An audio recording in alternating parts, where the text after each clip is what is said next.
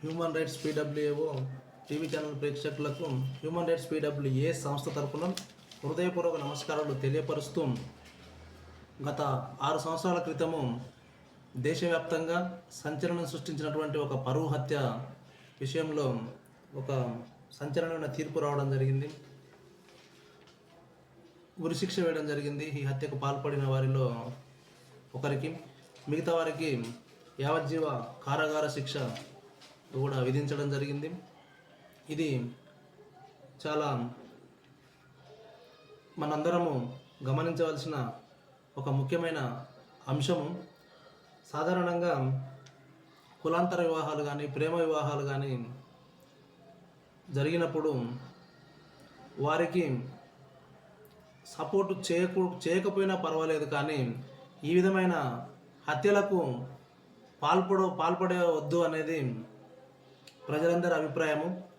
కానీ కొంతమంది కొన్ని రకాల నిర్ణయాలు తీసుకొని కొన్ని రకాల ప్రెస్టేజ్లకు పోయి హత్యలు చేయడం జరుగుతుంది. పిల్లల యొక్క తల్లిదండ్రులు, అబ్బాయి తరపు వారు కావచ్చు, అమ్మాయి తరపు వారు కావచ్చు. అలాంటి హత్యలలో గత 6 సంవత్సరాల క్రితం నల్లగొండ జిల్లా మిర్యాలగూడలో ఒక పరువు హత్య జరిగింది. మన మారుతిరావు గారు ప్రణయ్ అనే అబ్బాయిని సుపారీ గ్యాంగ్తో హత్య చేయించడం జరిగింది. ఆ గ్యాంగ్లో హత్యకు పాల్పడిన వారిలో ఒకరికి ఉరిశిక్షను విధించగా మిగతా 6గురికి యావజ్జీవ కారాగార శిక్షను విధించడం జరిగింది.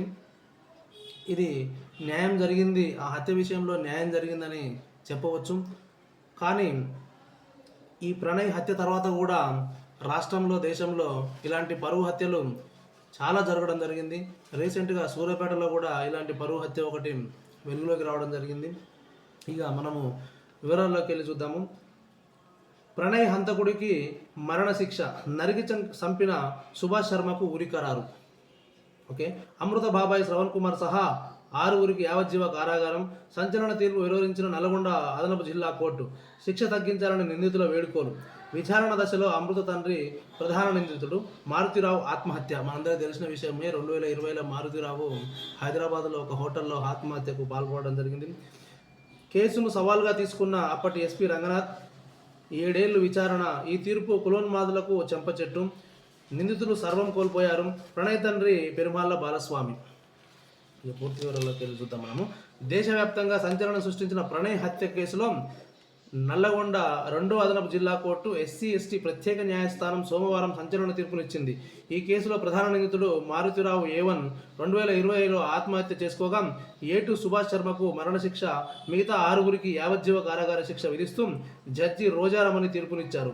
కేసు పూర్వపరాల్లోకి వెళ్తే మిర్యాలగూడకు చెందిన తిరునగరు మారుతిరావు కుమార్తె అమృతవర్షిని పెరుమాళ్ళ ప్రణయ్ 9వ తరగతి నుంచి కలిసి చదువుకున్నారు. ఆ స్నేహం ప్రేమగా మారింది. కులాలు వేరు కావడంతో పెద్దలు తమ ప్రేమను అంగీకరించారని గ్రహించి వారిద్దరూ 2018 జనవరి 31న హైదరాబాద్లోని ఆర్య సమాజ్లో పెళ్లి చేసుకున్నారు. తన కూతురు అమృత ఒక SC మాలను వివాహం చేసుకోవడాన్ని జీర్ణించుకోలేని మారుతిరావు, ఆర్యవైశ్య సామాజిక వర్గం చెందినటువంటి మారుతిరావు ఆ పెళ్లిని పెటాకులు చేసేందుకు ప్రయత్నించారు. ఓ దశలో తన కుమార్తెను వదిలేస్తే 1.50 కోట్లు ఇస్తానంటూ ప్రణయ్ తల్లిదండ్రులను మభ్యపెట్టారు. అయితే తమకు మారుతిరావు, ఆయన సోదరుడు శ్రవణ్ కుమార్ నుంచి ముప్పు పొంచి ఉందంటూ ప్రణయ్, అమృత పోలీసులకు ఫిర్యాదు చేశారు.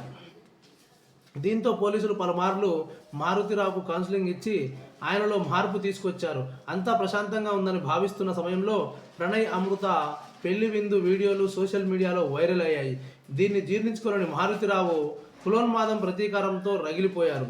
ప్రణయ్ని హత్య చేయించాలని నిర్ణయించుకొని మిర్యాలగూడకు చెందిన మహమ్మద్ అబ్దుల్ కరీంకు కోటి సుపారీ ఇచ్చాడు. దాంతో కరీం హైదరాబాద్లోని మలక్పేటకు చెందిన అబ్దుల్ బారీ, బీహార్లోని సమస్తీపూర్ జిల్లా జగత్ సింగ్పూర్ గ్రామానికి చెందిన సుభాష్ శర్మ, నల్లగొండ పట్టణానికి చెందిన అస్గర్ అలీ, గుజరాత్ మాజీ హోంమంత్రి హరేన్ పాండే హత్య కేసులో నిందితుడు ఎవరి అస్గర్ అలీ లతో గ్యాంగ్ ఏర్పాటు చేశాడు.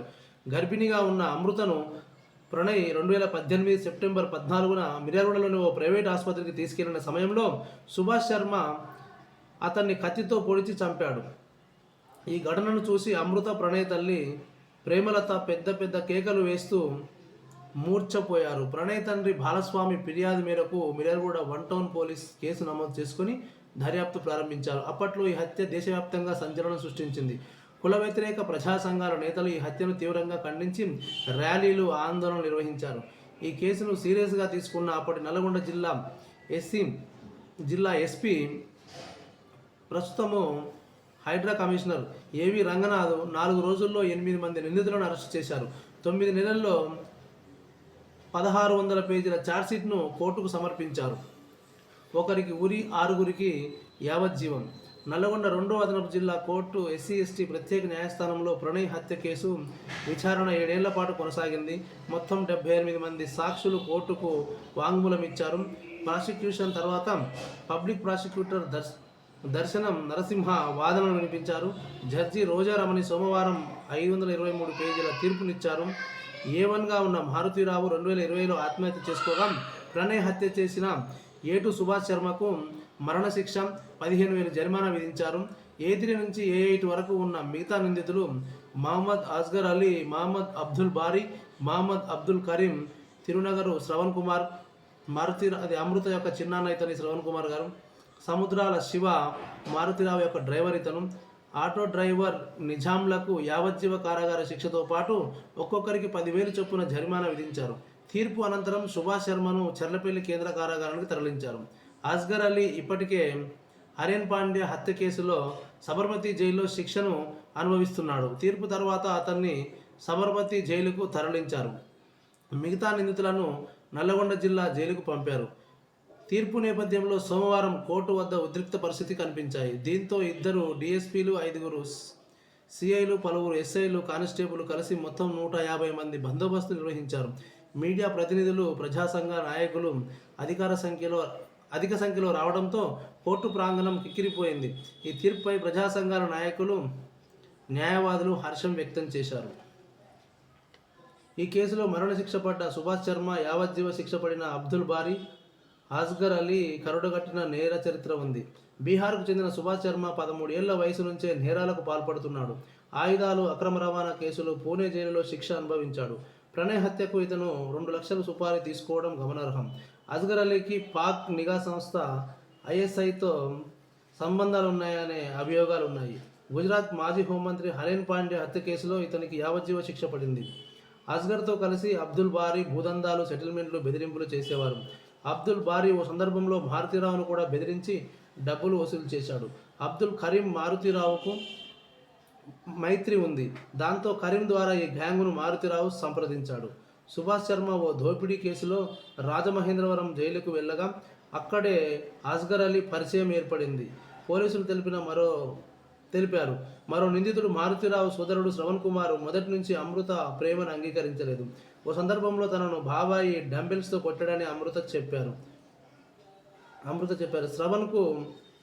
శ్రవణ్ కుమార్ ఆస్తి కోసం వేధించడంతోనే మారుతీరావు ఆత్మహత్య చేసుకొని ఉంటారని అప్పట్లో ఆమె ఆరోపించారు.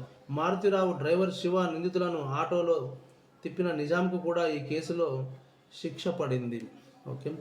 కేసు సవాల్గా తీసుకున్న రంగనాథ్. అప్పటి నల్గొండ ఎస్పీ ఏవి రంగనాథ్ ప్రణయ్ హత్య కేసును సవాల్గా తీసుకున్నారు. అప్పటి DSP, ప్రస్తుతం GHMC విజిలెన్స్ అదనపు ఎస్పీ శ్రీనివాస్ ఇతర దర్యాప్తు అధికారులతో రేయింబగలు కేసు పురోగతిపై సమీక్ష నిర్వహించారు. ఎక్కడా పొరపాటు జరగకుండా 9 నెలల్లో 1600 పేజీల ఛార్జ్షీట్ను సిద్ధం చేశారు. హత్యకు ఉపయోగించిన ఆయుధాలు, నిందితులు తల వెంట్రుకలు, రక్త నమూనాలు, ఇతర ఫోరెన్సిక్ ఆధారాలను విషయంలో శ్రద్ధ వహించారు.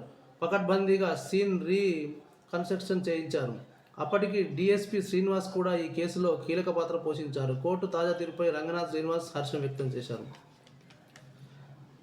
రైలులో బీహార్ వెళ్లేలోపే విమానంలో చేరుకొని ప్రణయ్ హత్య తర్వాత సుభాష్ శర్మ రైలులో బీహార్కు పారిపోయాడు.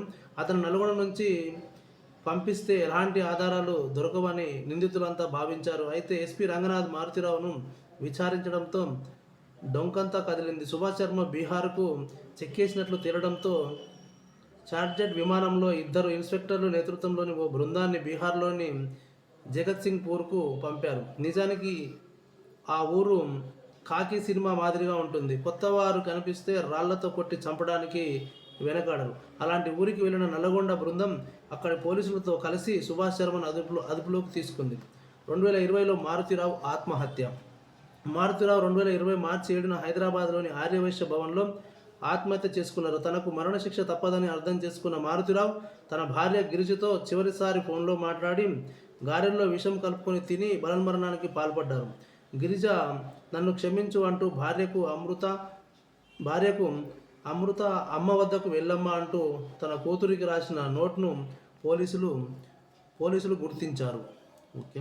కన్నీటి పర్యంతమైన శ్రవణ్ భార్య కుమార్తె కేసులో యావజ్జీవ శిక్ష పడి తిరునగర్ శ్రవణ్ కుమార్ భార్య పద్మజ కుమార్తె స్ఫూర్తి తీర్పు వెలువడగానే కోర్టు ప్రాంగణంలో తీవ్రంగా రోధించారు. అమృత వల్లే ఇదంతా జరిగిందని, ఏ పాపం తెలియని శ్రవణ్ కుమార్ను పోలీసులు కేసులో ఇరికించారని, తెల్ల కాగితంపై సంతకాలు తీసుకున్నారని ఆరోపించారు. ఈ క్రమంలో స్ఫూర్తికి పోలీసులకు మధ్య వాగ్వాదం జరగడంతో మహిళా ఎస్ఐ కానిస్టేబుల్ వారిని కోర్టు బయటకు పంపించారు. కోర్టుకు రాని అమృత ప్రణయ్ కుటుంబీకులు. తీర్పు సందర్భంగా అమృత ప్రణయ్ తల్లిదండ్రులు కోర్టుకు రాలేదు. అమృత 2 రోజుల క్రితమే తన ఫోన్ను స్విచ్ ఆఫ్ చేసుకున్నారు. తీర్పు వెలువడ్డాక ప్రణయ్ తండ్రి బాలస్వామి తన కుమారుడి సమాధి వద్దకు వెళ్ళి నివాళులర్పించారు. అక్కడ తన ఇంటి వద్ద కంటతడితో మీడియాతో మాట్లాడారు. ప్రణయ్ హత్యలో నేను కుమారుడిని, అమృత తన భర్తను, నా మనముడు తండ్రిని కోల్పోయారు. ఈ హత్య తర్వాత చాలా కులోన్మాద హత్యలు జరిగాయి. హత్యలు చేసేవారికి ఈ తీర్పు కనువిప్పు కావాలని వ్యాఖ్యానించారు. కాగా ప్రణయ్ హత్య తర్వాత అమృత తన అత్తింట్లోనే ఉన్నారు. అక్కడే ఓ బాబుకు జన్మనిచ్చారు. మారుతిరావు ఆత్మహత్య తర్వాత అమృత తన తల్లి గిరిజను దరి చేరుకున్నారు. అత్తింటిలో సంబంధాలు కొనసాగిస్తూనే తల్లి తన కుమారుడితో కలిసి హైదరాబాద్లో ఉంటున్నారు. అమృత ప్రణయ్ పేరుతో 5 లక్షల సబ్స్క్రైబర్లతో ఓ యూట్యూబ్ ఛానల్ను నిర్వహించారు. తీర్పులు ఆలస్యం వల్లే కులోన్మాద హత్యలు. మాలకృష్ణ భార్య భార్గవి. సూర్యాపేట క్రైమ్. ప్రణయ్ హత్య కేసు విచారణ సుమారు 6 ఏళ్ల పైగా సాగింది. ఈ హత్య కేసును త్వరగా విచారించి శిక్షలు విధించి ఉంటే తన భర్త మాలకృష్ణ అలియాస్ బంటితో పాటు సమాజంలో ఇలాంటి సంఘటనలు జరిగేవి కావని మాలకృష్ణ భార్య భార్గవి అన్నారు. సోమవారం భార్గవి సూర్యాపేటలో విలేకరుల సమావేశంతో మాట్లాడుతూ ప్రణయ్ హత్యోదంతంలో నిందితులకు శిక్ష పడిన మాదిరిగానే తన భర్తను హత్య చేసిన నిందితులకు త్వరగా శిక్ష పడేలా చేసి తమకు న్యాయం చేయాలని ఆమె కోరారు. కులోన్మాద హత్యలు కేసులను ఫాస్ట్ ట్రాక్ కోర్టులో విచారణ చేయించి త్వరగా శిక్షలు పడేలా ప్రభుత్వం చర్యలు తీసుకోవాలని కోరారు.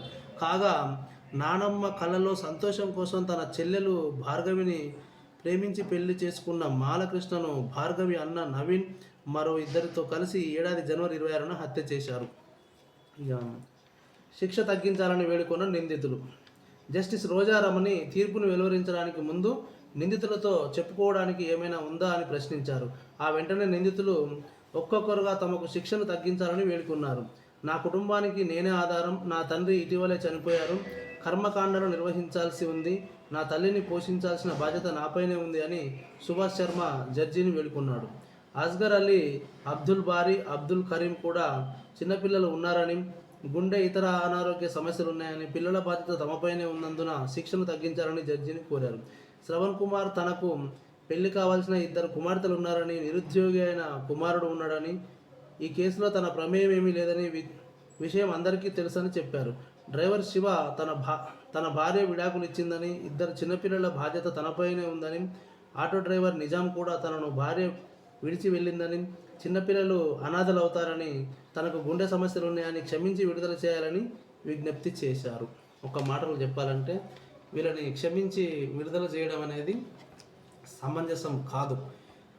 న్యాయస్థానాలు ఈ శిక్షలను తగ్గించడము అనే వైఖరిని కొంచెం తగ్గించుకొని ముందుకెళ్తే వాస్తవంగా ఈ సూర్యాపేట హత్య కేసులో ఈ మాలకృష్ణ భార్య భార్గవి వారి యొక్క మాటలు వింటే ఇది వాస్తవము. ఈ ప్రణయ్ హత్య జరిగి ఇప్పుడు 6 సంవత్సరాలు దాటి 7వ సంవత్సరం నడుస్తున్నది. ఇది 1 సంవత్సరం లోపే దీని మీద పూర్తిగా విచారణ జరిపి పూర్తిగా ఛార్జ్షీట్ని కోర్టు వారికి అందించి దీన్ని త్వరితంగా దీనిలో తీర్పు ఇచ్చినట్టయితే చాలా హత్యలు ఆగి ఉండేవి. ఈ తీర్పు చూసిన తర్వాత చాలామంది ఇలాంటి చర్యలు పాల్పడడానికి వెనుకంజ వేసే అవకాశాలు చాలా ఉంటాయి. కనుక ఇక ముందు వీరికి హైకోర్టులో వేరే కోర్టులో అంటే పై న్యాయస్థానంలో అప్పీల్ చేసుకునే అవకాశాన్ని కూడా కల్పించారని చెప్పి తెలిసింది. దయచేసి వీరికి హైకోర్టు వారు కూడా ఎలాంటి వెసులుబాటు కలిగించకుండా వీరికి తగిన శిక్ష పడటమే సరైన న్యాయం అని చెప్పి human rights protection and welfare awareness organisation తరఫున మేము కోరుకుంటున్నాం. ఇక్కడ పిల్లల యొక్క తల్లిదండ్రులు గుర్తించాల్సిన అంశం ఏంటంటే, మన భారత రాజ్యాంగంలో ప్రతి మనిషికి స్వాతంత్ర్యం ఉంది. ప్రతి మనిషి వారి హక్కులను వారు ఉపయోగించుకోవచ్చు. ఎవరికి నచ్చిన విధంగా వారు జీవించవచ్చు చట్ట పరిధిలో. కనుక ఈ ప్రేమ వివాహాలు అనేవి జరుగుతూనే ఉంటాయి. సాధ్యమైతే వారికి సహకరించి వారి జీవితం అభ్యున్నత స్థాయికి చేరే విధంగా సపోర్ట్ చేయాలి తప్ప తల్లిదండ్రులు ఈ విధమైనటువంటి భయంకరమైన నిర్ణయాలు తీసుకొని ఈ ఒక్క నిర్ణయం వలన ఇక్కడ ఎన్ని కుటుంబాలు ఆగమైనవి అనేది మనము క్షుణ్ణంగా చూడొచ్చు. కాబట్టి ప్రతి ఒక్కరు కూడా ఈ విషయాన్ని దృష్టిలో ఉంచుకొని ఎవరైనా మీ పిల్లలు అగ్రకులాన్ని కానీ నిమ్న కులాన్ని కానీ ఎవరిని కానీ ఎలాంటి మ్యారేజ్ చేసుకున్నా కూడా మీరు దాన్ని ఏకీభవించండి. ఒకవేళ మీరు ఏకీభవించకపోయినా పర్వాలేదు, కానీ వారిపై కక్ష సాధింపులకు పోయి వారి మీద అత్యాచారాలు ఇలాంటివి చేయడాన్ని బంద్ చేయండి. ఇదొకసారి ఈ విషయాన్ని యావత్తు లోకానికి తెలిసే విధంగా ప్రభుత్వాలు చర్యలు తీసుకొని ఈ యొక్క తీర్పు విధానాన్ని ఈ యొక్క తీర్పును వరుసమ్మటి ఒక 15 రోజులు దీన్ని బాగా పబ్లిసిటీ చేస్తే పేపర్లలో కానీ టీవీలలో కానీ ఈ యొక్క వార్త మారుమూల ప్రాంతంలోకి కూడా వెళ్ళే అవకాశం ఉంటుంది. వాస్తవంగా అవగాహన లేని వాళ్ళు చాలామంది, చట్టం మీద అవగాహన లేని వాళ్ళు చాలామంది ఏదో పైసలు ఇస్తే చట్టాన్ని కొనొచ్చు, పైసలతోని అన్నింటినీ మేనేజ్ చేయొచ్చు అనే ఒక అపోహ ప్రజలలో బలంగా నాటుకుపోయింది. ఆ యొక్క అపోహను తొలగించుకోవాలి ప్రజలందరూ కూడా. ఇక్కడ చూడండి క్లియర్గా, ఇక్కడ మారుతిరావు వాళ్ళ కుటుంబానికి వాళ్ళ ఆర్థికంగా ఎలాంటి స్థితితో వాళ్ళది మీకు అందరికీ తెలిసిన విషయమే. కానీ ఈరోజు చట్టాన్ని వాళ్ళు పైసలతో కొనగలిగిరా? కొనలేకపోయారు. కనుక ప్రతి ఒక్కరు కూడా ఎవరో ఒకరు మభ్యపెట్టి మీకు ఈ విధంగా నేను ఫైనాన్షియల్గా అంతా చూసుకుంటా, నాకు పొలిటికల్ బలం ఉంది, నాకు పోలీస్ బలం ఉంది, నేను అన్ని రకాలుగా నేను పొలిటికల్లో ఉన్నా, నేను చెప్పిందే వేదం, నేను చెప్పింది నడుస్తుంది అని చెప్పి కొంతమంది యూత్ను ప్రలోభాలకు గురి చేసి వారితోని కొన్ని రకాల ఇలాంటి చట్టవిరుద్ధమైన చర్యలు చేస్తుంటారు. వాళ్ళు తెలిసి తెలియక మనకు ఒక అండదండ ఉన్నది, ఏం జరిగినా కూడా వాళ్ళు చూసుకుంటారన్న ఒక భ్రమతో ముందుకెళ్ళి ఇలాంటి చట్ట వ్యతిరేకమైన చర్యలు చేసి జీవితాలు బలి చేసుకుంటారు. బలి చేసుకున్న తర్వాత జీవితం బలైందని అర్థమవుతుంది.